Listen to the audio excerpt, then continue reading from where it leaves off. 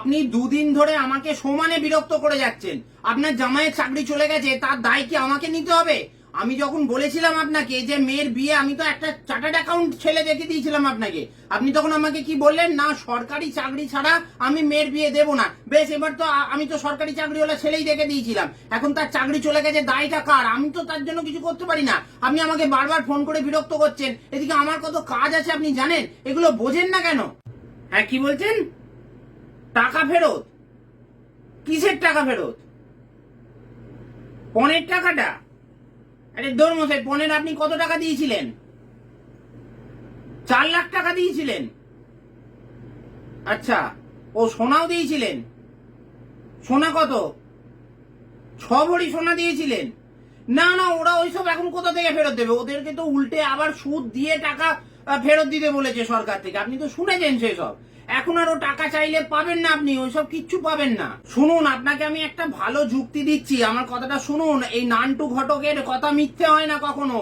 আমি আজ পর্যন্ত খারাপ ঘটকালি করিনি কারোর জন্য।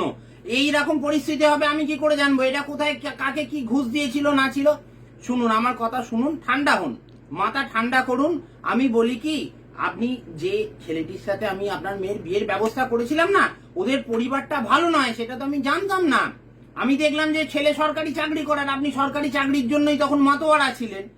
এইবার আমি এখন খবর পাচ্ছি, আরে ওরা আমার টাকাটাই পুরো দেয়নি, জানেন? বলছি কি, আমি বলেছিলাম আমি 50,000 টাকা নেব, ভালো মেয়ে দেখে দিচ্ছি। তো ওরা বললো যে ঠিক আছে, আগে 25 নাও, তারপর বিয়ের পর মেয়ে যদি ভালো হয় তখন 25 দেব। তো বিয়ের 6 মাস পর আমি চাওয়াচাওয়ি শুরু করলাম, বললো মেয়ে ভালো নয়। এবার আমি কি বলবো? বলে তো আমার 25,000 টাকাই মেরে দিয়েছে। এখন তো শুনছি যে নেতার হাতে ও টাকাটা ঘুষ দিয়েছিল, সেই নেতাকেও পুরোটা দেয়নি।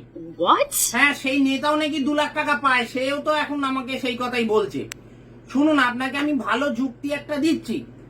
আপনি মেয়েকে ওখান থেকে নিয়ে চলে আসুন, ও পরিবার ভালো নয়। আমি একটা চায়ের দোকানের ছেলে দেখে দিচ্ছি। আহা, চায়ের দোকানে কাজ করে না, নিজের চায়ের দোকান বড় বাজারে। ও সরকারি চাকরির থেকে ডবল পয়সা রোজগার করে, বুঝলেন? হ্যাঁ, সেই ছেলের সাথে আমি দেখে দিচ্ছি, মেয়ের বিয়ে দিন। আর সরকারি চাকরির পেছনে ছুটবেন না। এবার বেসরকারি বা যারা ব্যবসা করে তাদের দিকে দেখুন, তারা যথেষ্ট ভালো, ঠিকঠাক আপনার মেয়েকে রাখবে, বুঝলেন?